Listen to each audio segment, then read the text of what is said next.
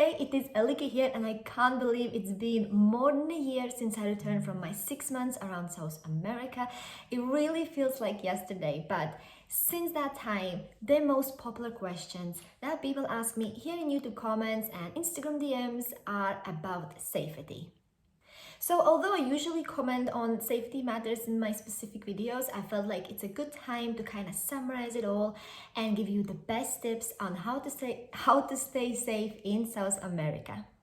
And also throughout the video and at the end, I will comment on the safest travel destinations in South America. So I traveled South America for 6 months and I had these tips that I stuck with throughout the whole trip, and I never got robbed, nothing was ever stolen from me, and I never got in any trouble. So I feel like I'm a pretty good person to talk about this, and my tips and tricks did work. So let's dive into it. Tip number one, don't be the only person on the street. I feel like this is very specific to South America because you can be in a place and literally one wrong street and that is the street where you can get robbed. So I feel like in South America in general, stick with the main streets, with the big popular squares, with loads of people. That's where it's definitely going to be safer than being like the only person on the street. Because it is more possible that you're going to get robbed in those situations where there are no extra tension, where there is no police presence. So yeah, definitely avoid like quiet little streets and being the only person. Stick with more popular, crowded streets, places, and squares. Location and researching the location is the key. Throughout my 6 months in South America visiting different countries, I noticed some patterns. The bigger the city, the more dangerous it is. Of course, I'm generalizing and there will always be an exceptions, but in general, from my experience, the bigger the city, like the capitals were always like the most dangerous part of the country.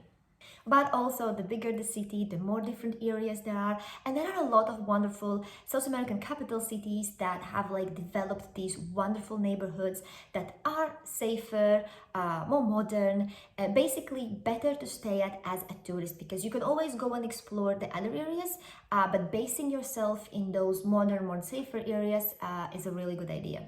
So I guess the main tip here is whenever you are planning to visit a big city, most probably capital, research your areas. Research the different areas because there's always like this modern area, the hipster area, safer area. So you then need to decide like where you want to stay based on like your style of traveling. And another thing I noticed is that the downtown, the historical center of the city, capital cities, other cities, the historical center is always like the most dangerous part. So I guess this all ties together with like researching your location is the key. That and the first moment you look at the place, you think, oh, staying in historical center is wonderful. You are close to everything. It's a wonderful boutique hotels there. But that might not be the best idea because it is quite dangerous area, and it might be better to stay in those modern or hipster areas and then just travel to the historical center one day to, explore and see the city. So yeah, in historical centers, usually you're gonna find like the best deals, like the cheapest hotels and hostels. But like if it's too cheap, like think about it, like it's too good to be true. So it's probably because that capital city historical center is like quite dangerous, so that's why the prices are lower. So just be cautious about that. And the final one about locations, I feel like this is again general statement. There will be always an exception, one or two, but in general, the smaller the town, like the towns more in the jungle, by the coast, little villages in the mountains, those places do tend to be way safer than like the big cities. So yes, I do think that in bigger cities, you are better off in crowded places, main streets with loads of people. Basically, you need to ensure that you always have people around you, because then like serious like robberies and like, attacks and stuff like that will never happen. They don't want attention. There is always a police presence in these popular main streets, main squares. So trust me, no one's gonna do anything to you. But of course, pickpockets are like very like a lot of them will be concentrated in those areas. One rule that I really stuck with throughout the whole trip, and I feel like that saved me a lot of times, was that I never ever kind of like wandered out and went out in the late hours. I feel like when I was speaking with other travelers who did got their stuff stolen, that usually happened in the late hours. So in no way I want to say, sit in your hotel the whole evening. Definitely go out for dinner. I went out for many lovely dinners, but just take Uber from your hotel to the restaurant, have a lovely evening, and then take the Uber back straight to your hotel. Just like, don't wander around in the late hours. We're coming back to my rule number one. You don't want to be the only person on the street. And this kind of leads me to my next point. It obviously is a personal preference and you do as you prefer, but I would recommend to always pick Uber over local taxi. And of course, there will be so many wonderful local taxi drivers that will be very honest and, they just want to do their job. But unfortunately, in a lot of cities, taxis are not regulated too well. So there are scams. And let's say, even if we are not even covering all the crazy stuff that we've heard, it's just they're definitely going to charge you like 3 times more. So I chose Uber mainly because of safety, because I could see driver's data, they are verified, I can track the route we are going, and of course also money wise I know exactly how much I'm going to be paying. So I only had really good experiences with Uber. I used Uber a lot, so it was a lot of options for things to go wrong, but the Uber was always top, and I feel like you can have some great experiences with local taxis, and there are loads of good ones, but I feel like there is a chance of you falling in a trap. So I always picked Uber over local taxi, and I've been only having great experiences. So I think, why risk if you can go with a safe, good option? All right, the next tip is for all those who will be using buses to go from city to city. And trust me, it's super common. Bus is like the best way how to travel between cities in South America. It's also very popular to take long night bus rides because you save time and money on accommodation. Obviously, you don't waste day, taking 8-hour bus ride. You just do it during the night. So what thieves do, they basically get on a bus, they hide, or they just sit at the back. And then, when everyone's snoozing in, they sit behind you, they catch you. So if you have your bag on the floor, they gonna catch your bag under your seat, take everything out, and then ask the driver to let them out, and you will never see them again. And it's normal because it's such a 8-hour bus ride, and people do live in random villages on the way, so it's totally normal that you ask the driver to let you out. So yeah, and you will never see them and your stuff again. So the tip here, and I know it's not the most convenient tip, but hold your bag in your lap. I know this is not fun when you're having 8-hour bus ride, but it is what it is. And this is very specific for Ecuador specifically, but also this can happen in any other country. So yeah, I would just recommend to hold your bag in your lap, or maybe I actually heard there are some bags that are made from a material that you can't cut up. So that also could be a good, travel investment. But I had a basic bag, so I had to keep it in my lap, because actually this almost happened to me in Ecuador. I was about to go from Baños to Cuenca in Ecuador, and we were about to get on the bus, and the driver suddenly stops us. He starts to pull this person out of the bus, and after we realized that it was the thief who had gotten on the bus before, secretly got on the bus, was hiding at the back.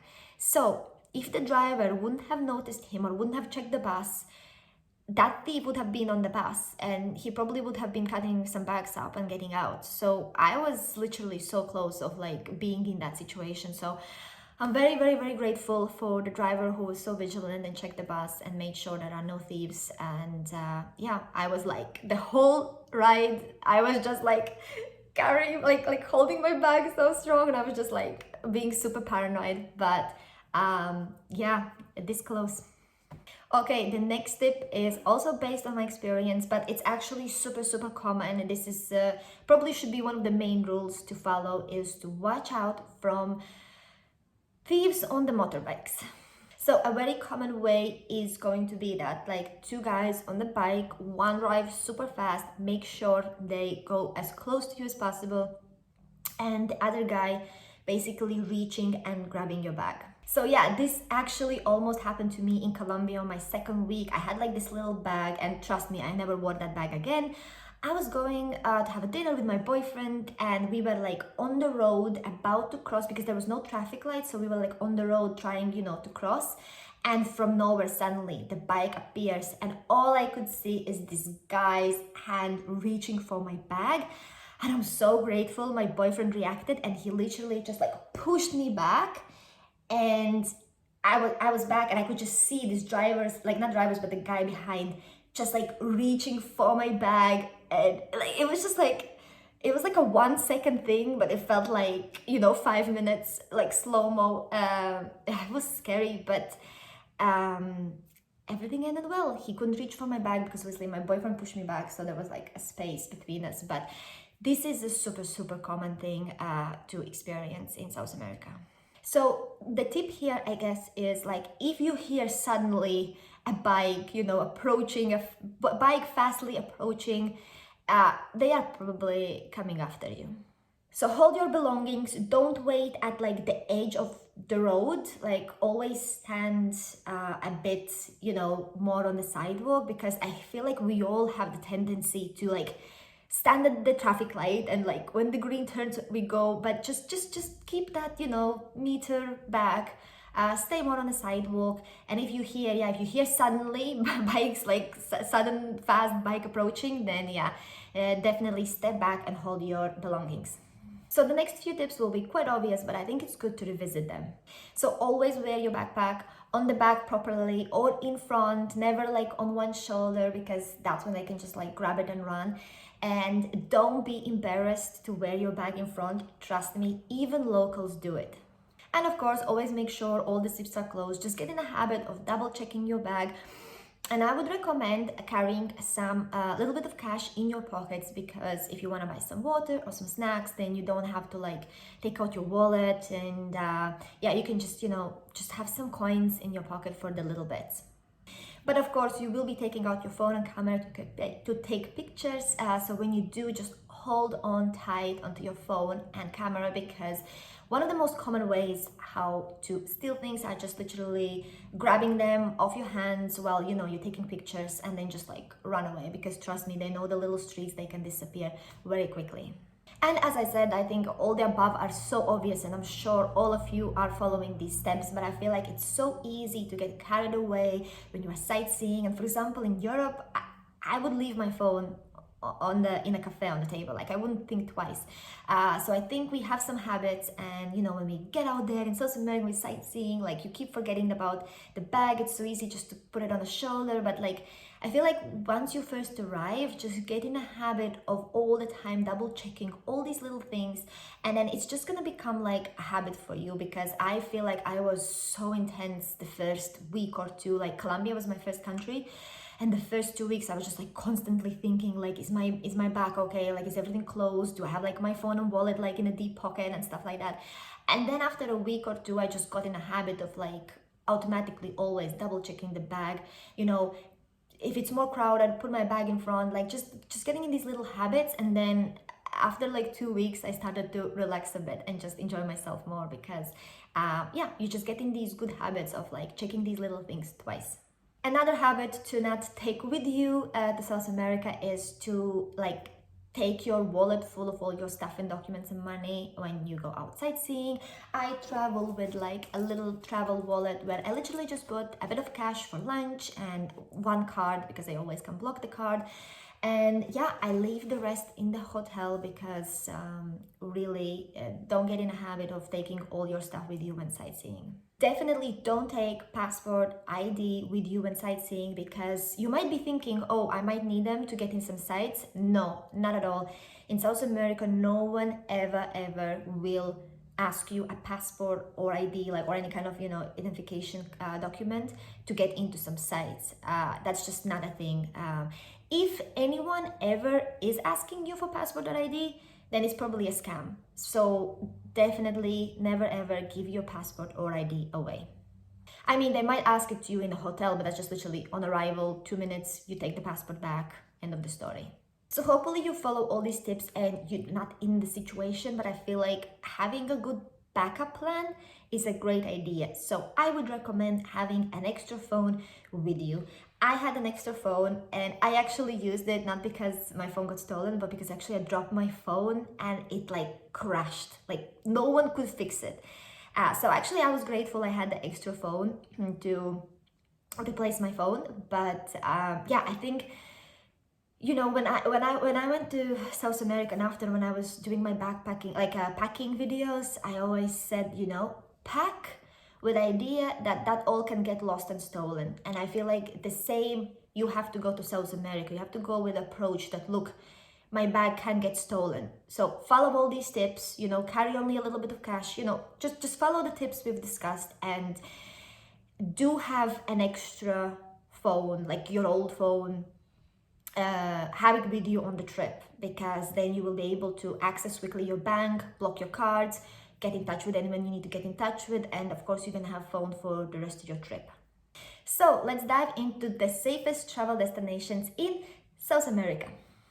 Alright, I feel like rather than giving you a list of the safest travel destinations, I'm kind of gonna give you some main rules to follow, and then you can decide for yourself, because there are just so many wonderful travel destinations in South America.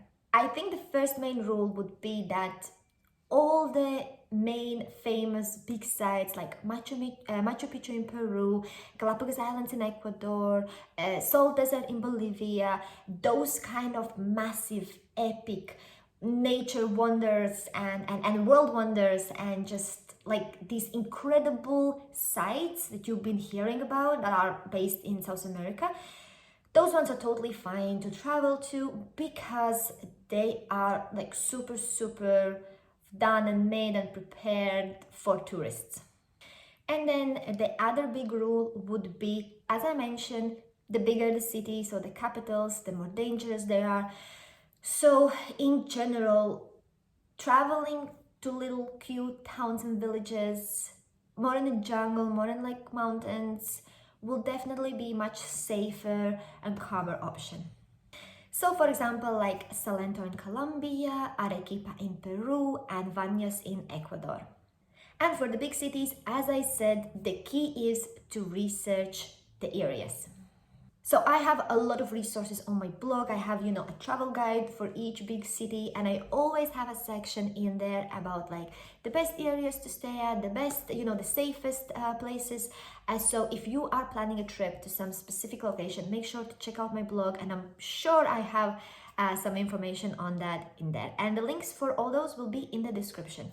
I feel like in general, from my experience, like I had the best 6 months in South America. I never got into trouble. Nothing ever got stolen from me.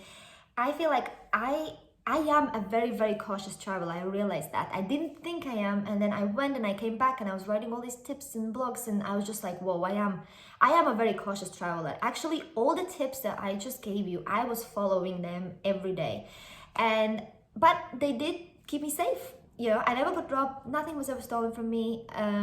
So I do think they work, and I hope these specific tips about South America, these common ways, like with the motorbikes and like the cutting bags in the buses, I think, knowing that, you can definitely travel safely through South America. I think also we get a lot of information about, like the serious, real danger. I mean, like drug-related operations, and I can see how it can put people off. I obviously, before I went to South America, I thought that it's like wild. And then I went, and trust me, some cities are more developed than a lot of places in Europe. Like, South America has so much to offer, cities, the nature, everything. And I feel like people do value tourism and tourists. So trust me, all the big, like serious danger is far away from like the tourist areas, the tourist routes, the big popular sites.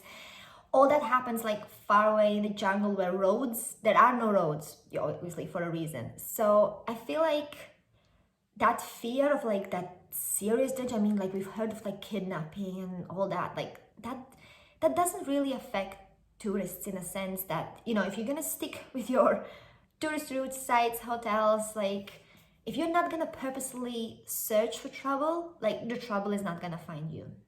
So yeah, I really think your biggest like safety threats are pickpockets and maybe some tiny robberies. You know, if you are wandering around in the late hours on a quiet little street, I feel like stuff getting stolen from you is like the worst that can happen, because it is inconvenience. I wouldn't want my documents on phone being stolen.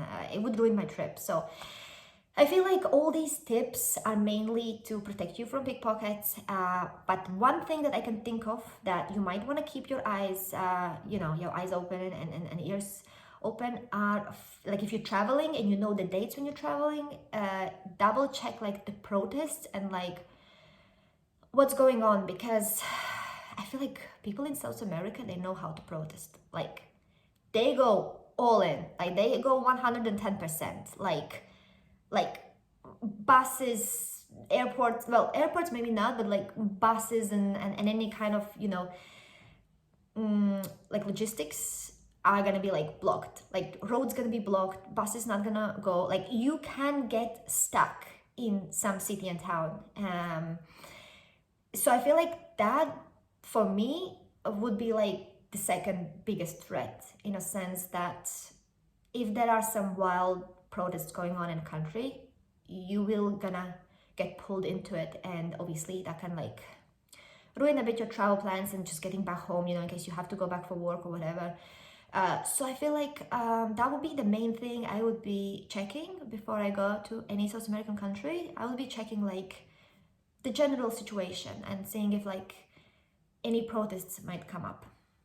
So yeah, if you are planning your trip to South America and gathering some ideas, then definitely make sure to check out my Best of South America travel guide. I have combined there the best of the best, and I'm sure you're gonna get some amazing ideas for your trip.